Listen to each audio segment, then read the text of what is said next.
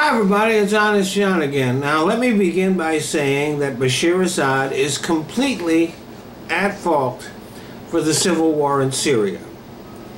It began as peaceful protests against corruption and unfair treatment by the Assad regime. Nobody was calling for violence. Nobody was advocating the overthrow of his government. If Assad had simply met with the leaders and agreed to some reforms, he could have easily diffused the situation. Instead, he ordered his security forces to engage in a violent crackdown that started the war. That being said, first of all, Assad is probably no worse than some of our allies like Saudi Arabia and other Arab states and other states around the world.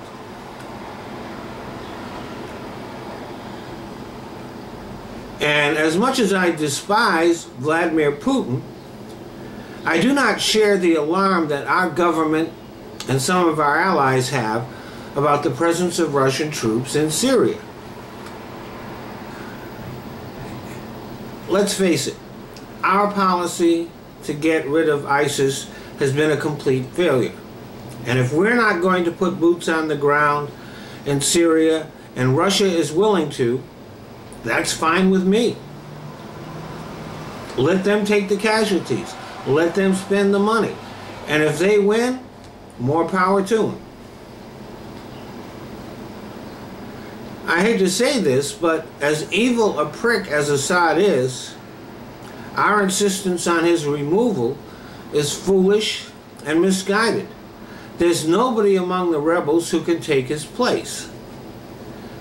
Overall, I've been very, very supportive of much of what Obama has done, but his handling of the crisis in Syria and the rise of ISIS has been inept. And continuing to insist that Assad leave would only be perpetuating our mistake. It's either Assad or ISIS. He really is the only game in town. Thanks for listening.